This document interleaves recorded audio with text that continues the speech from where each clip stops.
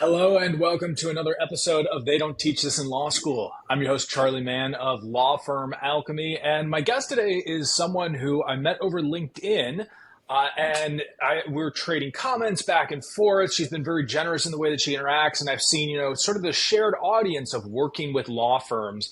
And I always love talking with someone who is an outsider playing on the inside of something like the legal profession, because that's the exact same framework that I come at with it. And again, someone who just keeps showing up and showing the value of continuing to show up. It's like, you know what? Let's kick off this relationship by doing a podcast together, because she talks marketing, and boy, oh boy, I love marketing. So I'm so excited to have this marketing strategist and consultant behind Virtual Simplicity, Carrie Flynn. Carrie, welcome to the show. Well, thank you for having me. I'm so grateful. I think I connected with you via a mutual friend of ours, Leah. So I'm very happy that I found you on the LinkedIn. So it's so much fun. And Charlie puts out such great content. So if you are not following him, you should. He's a great LinkedIner. Thank you, Carrie. Yeah, Leah is awesome. It's been great to be connected with her. Love building that network these days with sort of those personal refer-ins to the network. So, Carrie, the question for you, what's the one thing they don't teach you in law school? Oh my gosh, I thought about this so much. And probably the thing that I notice the most is they don't really teach you how to think like an entrepreneur or think like a business owner when you're in law school. Okay. That's been my experience as, I would say, an outsider supporting attorneys when they're building their businesses. So let's define that. When you say think like an entrepreneur, what's that line? So this is Carrie's opinion, so you may have a different opinion, but in my opinion, when you're thinking like an entrepreneur, you're looking at what it takes to grow a business and the different facets of what that means. And I'm not 100% sure that marketing, business development, team and financial aspects and all the things that come into play when you're thinking about what it means to grow and scale a company, you might not be getting those lessons or experiences when you're in law school. I think it's very focused on, I would assume, again, I've never been to law school, but my assumption is from my experiences working with clients is that has been the case. It's very focused on the what your practice is going to be and getting that right. And then I find that there's some opportunities for growth around certain key elements of what it means to be a business owner. And that can be very jarring for some of them in my experience. So oftentimes I get involved when they're either 0 to 5 years out or they've done very well, but they've kind of done very well by accident.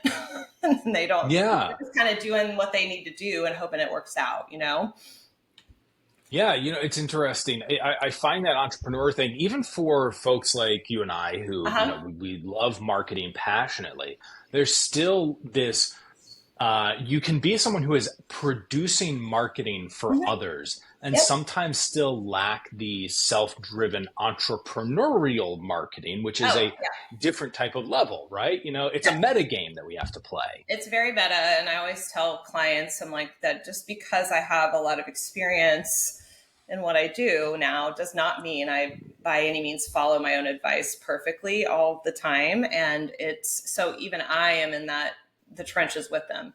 So I can understand where they are from that perspective, and that we're kind of all in that together, that we all fall prey to these certain things that cause us to not be consistent or not do the things we know we should do, because there's just a lot of various reasons, all sorts of reasons why we don't. So for you, when it comes to marketing, since that's the main area in which you operate, how do you view marketing from a top principles level? What are the core operating philosophies for you? Okay, so I have expertise in growth marketing. I also have a lot of experience in digital marketing. So my kind of philosophy is that you should be looking at what are the best opportunities for your growth. And you have to really center your marketing and your business development around who you want to talk to, who you want to work with, and really what makes you different as a firm or as a business. And that everything should be driven by the client journey and ignore the shiny objects that have no business supporting you in getting those clients to from A to Z, whatever that journey is. And that can look different for every single firm. Like it's really unique for each person. That's my basic philosophy there, I would say.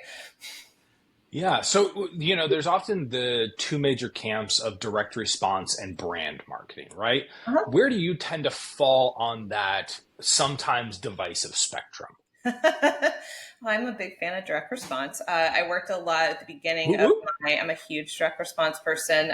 Before COVID, the majority of my clients were internet businesses, and the majority of the style of marketing they were doing was a lot of direct response. And for those of you who aren't Mhm. aware about what direct response means, it involves a lot of things like email marketing and other types of things that maybe firms are not as comfortable with or don't have a lot of experience in. But I'm a big believer that thought leadership and brand is very, very important if you want to stand out in the area that you practice law in. That's really important. So that's also necessary. So you need to look at relationship marketing strategies and really think about how you can do that. And you can do that whether you're comfortable, you're extroverted or introverted. There's all options for you on that category of really leaning in. So Yeah. I truly believe that you should kind of adopt both. I'm always encouraging firms to consider direct response options. I try to get them to look at email marketing because it's a really nice way to long-term nurture people who may not be Mhm. comfortable or ready to work with you right now. It's just a way to stay top of mind. But there's a lot of direct response opportunities that are great for relationship marketing too and business development. So you can really plug and play a lot of nice little levers there, just depending on what you want your customer journey to look like. You should do both, is Yeah, what when it my comes to direct response, one of the ways I always like to focus it is what it is essentially in the name, right? It's yep. we are Get creating it. something which has a response mechanism to which Mhm. someone should respond directly, not by, oh, I'm now going to go investigate farther. Instead, Yep, there's an operating mechanism to get a direct response to what we're that's right. doing. So it could be email, it could be pay per click that sends them to a landing page with an offer or a book a consultation. Yep. That's it's that it is in the name. So for you, Carrie, when you're working with a law firm, these days when you go in, what are some of the most common fixes you want to make? I work primarily with B2B attorneys. So that's full Mm-hmm. disclosure. So I'm going to answer this by what I see with them. So Yeah. I've worked with some folks Look, who I believe that anyone who is serious about the game of marketing takes lessons from B2C, B2B, big yes. firms, small firms, and everything in Yep. between. So my opinions might be skewed towards B2B, but I have worked B2C also. But I will say that the one that comes out is there's just such a lot of follow-up opportunities that aren't being plugged in. There is so many gaps around people coming in, and then there's like an opportunity to follow up with them, and it's not being filled at every stage. That's one I see. The other I see is many times people are very, very they don't have a consistency to any of the strategies Yeah. that we're using. So you'll see this a lot, not just in attorneys, but in really any professional service firm. There's a lot of comparison that's happening between, well, so and so over here that's being very successful is doing this. And so what ends up Mm-hmm. happening is there's a lot of spaghetti being thrown at the wall. And then when it isn't working like very, very fast, people are moving on to something else. And unless you're leaning into relationship marketing, which can move pretty quickly, Yeah. people are often quitting on, other types of strategies, whether it be email marketing, it be social media. And then I also see something that is kind of a negative, and this is a hot take for some of you. Like I see a lot of folks going towards paying for advertising as a Mm-hmm. first line of defense before they've really dealt with and lined up some of the key things on the back end. And then Yeah. what ends up occurring is inevitably they get the wrong type of leads or they don't get any. And then they've thrown money into a fire. And so oftentimes when I'm getting involved, those are usually the top three things that I'm looking at. And I'm going, okay, well, you spent 30 grand on ads, but really you have some things over here that aren't lined up. The messaging isn't right, or we aren't really clear who our client is, or we don't have a unique value proposition laid out. And so people are falling away, or you're getting the wrong people. So there's all sorts of things, but those are the top three, I would say. So zooming in on the follow-up marketing aspect, what do you, is there a programmatic approach or a principal approach that you like to install? I would say the first thing is you need to have something that, especially if your firm is on the scaling up side, it's really key to have some of this automated. So I do feel that you need to kind of get that program and process to a place where it can be automated. If you're a solo firm or a little bit smaller, this is a process that you could absolutely start manual and then put it into a CRM. But I would say the first thing is you want to have key areas around when they are showing interest and they want to book a call with you. There's a pre-call nurture sequence that is really great to automate. And there's also the obviously show up, very important, very big opportunity missed. What if they ghost you? They don't show up. They don't schedule a call. There's opportunity here to get them on a call. And then, of course, there's the post-call sales business development process, which is hugely important to line up and make sure it's right. And then a lot of folks aren't doing anything with people that are just hanging around on their list. Like they don't have anything going. Like not even a monthly newsletter. Like I would love to see anything at all, just something to start. For people who you've maybe haven't talked to in a while, you're not engaging them in any way. And so that's something I try to convince people to do, get comfortable with. They're a little worried about annoying people. And I'm like, you're not going to annoy them. I promise. It's okay. You know what? Here's my take on that, Carrie. That annoying thing. I actually think one of the greatest risk factors to annoying people is infrequent communication. Right. Because if you are not a regularly integrated part of their life and their rhythm, then when you do show up, usually it's like the equivalent of, at least in my neighborhood, at the start of every summer, you have the college kids who are getting their summer job, knocking on doors, trying to sell us windows and siding, right?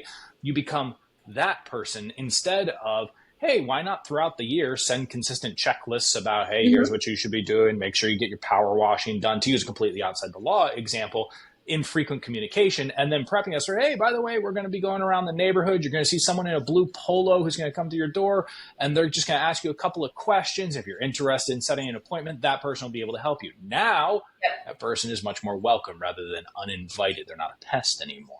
Very true. That rhythm of communication, when someone has a list, that list management, and I do want to talk more about the specifics on follow-up as well, but I love following a brand new thread. So that list management side, what do you want your clients doing to keep that list active? So first of all, my number one rule is always be consistent. I don't particularly care how often. I personally am a once a week girl. Like I like a once a week email. That's me. I can't, keeping in mind, I come from direct response space, the internet space. So the digital marketing space, that's like standard. But I really think that can apply in the professional services space. I would apply the same rules to LinkedIn. So if you're someone who uses LinkedIn for your social channel, the consistency and timeliness, showing up 3 times a week at 9 a.m., whatever that is, that's key. That will not turn people off. They will get used to seeing you. And so I feel the same way about emails.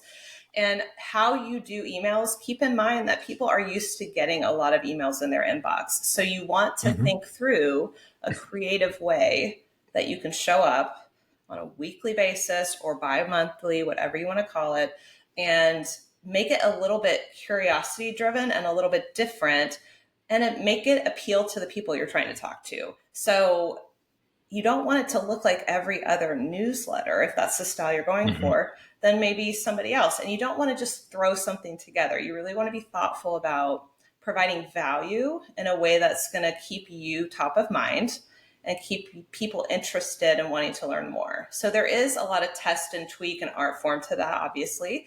But the key number one is just to start and be consistent. That is number one. You don't have to have Right. your everything perfect before you get in, because that's I think a factor that, because attorneys and even people in finance are so detail oriented and so skewed to that wanting it to be right, that there's maybe a Right. little avoidance around, oh, it needs to be perfect, or I'm going to annoy that. No, like in marketing, there is some opportunity to kind of get the 80% and do the best you can, and then test and tweak. So you said one of the trigger words, or trigger phrases for me, which is the Oh, good. phrase providing value, because Yes. it's such a it means something different to every person. So when you Right. say providing value, what does that look like? So it is different for everyone. So it needs to be something that is going to help either engage or educate, in my opinion, Mm, someone, or encourage them. Sometimes you can do encourage or inspire. So, and that's kind of the three things I look at. So either you're educating them, you're engaging them with something, meaning there's usually a call to action, or there's a question or something, and or you're inspiring and motivating them. And you can apply that again to LinkedIn. Those are very similar things that work very well. that's right. Another one I would say is you can tell stories. Those are other ways you can provide value. You can do stories via clients that you've supported. You Hmm. can also do stories by your own experience, but people really resonate with those types of content, and it needs to be geared thinking about your best client. Like, what is going to move them from they just got to know you to they are enjoying learning from you and the experience, Hmm. to the offer's a no-brainer and they want to work with you. And that process can happen through providing that value in different types of content. You don't want to get stuck in a rut and do the same Right. template all the time. So providing value does not mean like copy paste. It means being thoughtful around the styles and the way that you present the information. And you can sometimes present the same information over and over again, just in unique formats that allows people to get more information from you and want to work with you more. Absolutely agreed. So looping back to the follow up, because all of Mm-hmm. this layers in frequency of communication, the way that you Yep. provide value. So you have follow up, which is often a much more condensed process. There's Mm-hmm. speed and frequency combined. Yep. So breaking down like a follow up sequence, what type of media formats do you want them using? What type of communication methods, and how speedy should they be? Depends on what we're doing. So if it's Hmm. let's just talk about the sales process. So let's say we're post consultation call. So this is going to look a little different depending on B2B or B2C and what industry you work in. But in general, it needs to be quick, much quicker. Yeah. Uh, and the types of media, I like people to be a little creative here. So I actually use video for mine. I do deploy video as well as written in my very first email I send out to a prospect. And I encourage clients to consider how they can do that too. I also have had clients do physical mail, which is a great thing to include. So if you want to be Hmm. creative, nobody gets mail anymore that's not weird flyers, so, or bills. So you can I'm saying, so people get excited when they see Yes. physical mail. So if that's something you want to think through, you can. So those are options. I've also had a client even deploy, in addition to doing the email, they would send a text message with a very personal video to that person's cell phone as an added. So those are some unique ways you can do right away post sales call. And then after that, you want to think through a follow up process. If they're not saying yes right Hmm. away, then typically we want to look at maybe a few weeks of follow up. We don't want to be a stalker, but we don't want to like completely disappear. We want to stay top of mind. So, like, I am a once a week, give it a few weeks. There are Yeah. some targeted things you can, put in the call. I like to invite them to another call if they would like to chat to see, there's Mm. some things you can invite. And then there's something towards the end of that process, which we call the magic email, if you've ever looked it up. It's literally the last email you send before you're like, bye, I'm not going to talk to you anymore for a while. And it just says like 10 words. It'll say a variation of, well, I haven't heard from you, so I assume that you're not interested right now. It's like 10 words. And that almost always gets a response. If you're not getting a Yeah. response from anything else, you'll usually get a response from that, and that's helpful. But typically that customer journey is going to look something like that. And then we build what the emails are going to say kind of based on the client they're trying to talk to, what has worked well for them in the past, and what is their values. What do they want to do? So we map that out. It's a little bit of a different process when you're talking about, a pre-call nurture, show up rate. Those are a little bit different. Even if it's an opt-in, like a free gift, the welcome sequence is a little bit not as speedy. You don't have to go that fast, but Right. you can ease it up a little bit when it's not a sales process. You can kind of slow it up because you're nurturing. So the nurturing, welcoming can be a little bit slower. The sales, you kind of have to strike while the iron is hot, as they say. Yeah, so that arc on a post-appointment no sales sequence, right? Yep. Where they've got the contract in hand, you haven't heard from them. How quickly do you typically want to follow up with that? The striking while the iron's hot, while also not kind of jumping into it too fast and looking desperate. I typically will tell people, again, depending on their client, but I say I like to send something within 12 to 24 hours. That gives you time. If you want to do a personalized video, you want to do something personal, you can get that out. You can also send them a very quick text with a personal video very quickly within a couple hours. And then you can send them more formalized email process maybe a little bit later within 12 to 24.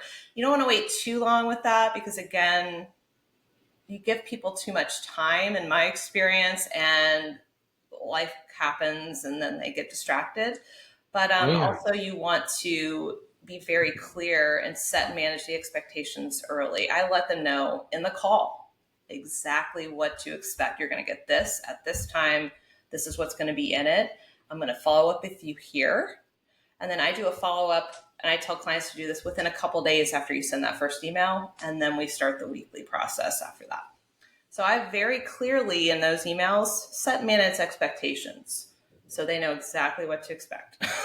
And there's usually no problems when you do that. That's right. So in the world of direct response marketing right now, especially digital marketing, there's a lot of debate going on between, which platform should I be running on? Are we still directing people to a squeeze page? Do we want to drive to a book a consultation, that type of flow? What are you generally advising clients on doing, or what do you wish you saw more of from your clients? I wish they would embrace direct response more. I'm trying to get them into that. And a lot of times they're open to that if it involves a webinar or a workshop that they can record. And then we can do that process. So most of them are pretty comfortable. I'm literally doing that with an attorney client of mine right now. And we're going to test that process, but I'm gentle with people if it's new to them. So I'm not going to immediately push all of my crazy webinar stuff, because if I tell them how many emails I would normally send out for a webinar, post-webinar, it would freak them out. So I tend to ease my way into that. But typically speaking, I would love to see more folks be comfortable with that process. I personally feel that if your goal is to get them to do your higher end service, there's probably going to be a need for a call. People are real intentional right now. It's been incredibly intentional about investing for the last probably year and a half since COVID really kind of eased up. So people aren't going to necessarily pay for thousands of dollars services direct off of a page. Generally, that's not going to happen. But if you do have some entry point services that you decide you want to offer that might be less than thousands of dollars, you can absolutely, I would love to see more of that come about. I think that's going to make a comeback. I'm starting to see people embrace some of that. And I would love to see attorneys kind of start to embrace that, or other people in professional services. I just did this myself this year where I put together something, and it's something where I don't have to do a sales call with someone typically. You can have them write to a page. There's a follow-up process, and it doesn't involve a sales call or a discovery call. But generally speaking, I would love people just to look at the options of having that, because those are some opportunities missed. People aren't having free something that they can have a direct response process even talked about on their websites. They're really asking people to go direct to a consultation call. And not Yeah. everybody's ready for that. Not everybody's ready for a sales call right away unless they have a real problem. If they've gotten to that point, they'll book a call. But not everybody's there. And if you work in estate planning or if you're working in business type of attorneys, something where there's not a fire right away, then you need to really think about how I can educate and get people into my list. And so a webinar, a free gift, a quiz, something of that nature that then you can build a whole direct response process out of will help with that tremendously. I'm a huge fan of having those types of offers. When you're building those offers, we can do book, white paper, Yep. webinar, video series, whatever we want to call it, from a not being selective about the media, but from really thinking about like when you're building an offer, Yep. what's the process you go through to determine topic, media, etc.? So it has to be something, usually look at questions that people are asking you. That's something that I like to look at. Or you might notice patterns that people will say on your consultation calls. So if you're starting to notice a pattern of things that are coming up on calls, or clients are saying to you in your calls with them, or conversations or emails, or you might literally start asking questions of maybe my colleagues in the same space, what are you seeing? And those are all great ways to help you to come up with, these are the problems that people are experiencing, or you can focus it from a desire perspective. You're noticing that they're wishing they could be here. There's absolutely nothing wrong with doing it based on desire, but you can also do it based on a problem. Both are effective. And that is how you can choose a topic. That's also how you can choose social media content. That's also how you can choose email content, YouTube content, podcast, any content of any kind. Look at the problems that people are facing. I did this myself recently, and I got top 2 or 3. You can literally ask one question. What is the biggest challenge you're facing with blank? Survey people. I got like 2 or 3 great answers. I had a client do it, and that helped us to kind of create some content around what she was needing with some workshop options. And that would be my piece of advice. What you don't want to do is assume or go off of what you feel as an attorney they need to know. That might be true, but my friend used to say, it's like, you need to sell the chocolate, not the broccoli. Like, they need the broccoli. And it's such a great line. It was so great when she said it. It's like, we know they need this broccoli over here. We know, and we can give them that when they work with us, but they might be interested in this over here. So focus on that in your front end, and then you can help give them what they need on the back end. I love that approach for sure. So I've heard you bring up the term workshop a couple of times. So I'm curious, in developing a workshop and how that gets used as an offer, what does a workshop look like? Okay, I'm a former teacher for 15 years, so workshops are a little more educationally collaborative, in my opinion. But you can really interchange that word. You'll see people do that sometimes. If you look around enough, you'll see people say webinar. You might see masterclass. You might see workshop. In my experience, webinar is very front-facing. We're gonna talk to you as a keynote style virtually for an hour. Right. And there may be a Q&A at the end. I tend to go the workshop route, which is more teacher, collaborative, a little more engagement throughout the process versus I'm not going to keynote you for an hour. So I might have slides, but we're going to be pausing periodically to conversate, maybe to implement. And it's a little bit more collaborative a process, and it may be a little bit more hands-on throughout the process. That is my definition of it. So I will present that to someone, and they might have a similar style and they want to go that route, or maybe they love speaking anyway and they're used to doing keynote style. And so a webinar or a masterclass might be a better route for them. It's really going to just depend on their comfortability. But as a former educator, like I can't not do that. It's like I'm not a great webinar girly. I'm just not. So I always tend to say workshop because most of my clients, that's what they need in order to get the support. So it's all about knowing your people at the end of the day, what's going to work for them. Absolutely. No, I mean, there's a ton of really actionable things here that we've gone over that people can do to add some direct response flavor to what they're doing, get some offers in there. I'm huge on that. I'm really driving people toward bringing back some of the direct response stuff that Yeah.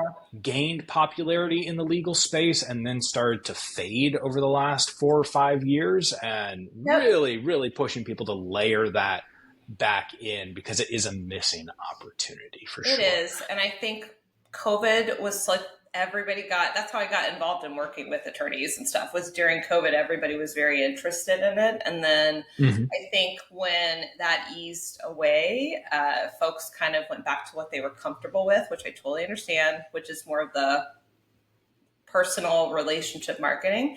But I think if you want to diversify your marketing and expand and scale, at some point you have to look at those other opportunities and not just rely on the referrals, which is you should not ignore those.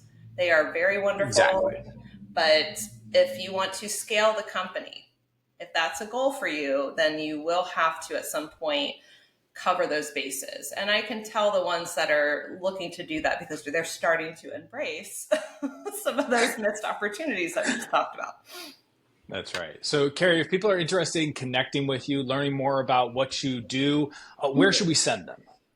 First and foremost, if you're a social media person, I'm very active on LinkedIn.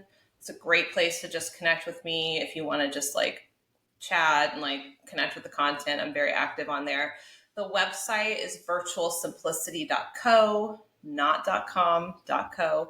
And that will tell you the different services that we offer. We have services for every stage of growth, from 0 to 5 years all the way up to over 7 figures in revenue. So a little bit of everything for what you might need. Awesome. All right, last question for you, Carrie. What are you reading, watching, and listening to these days?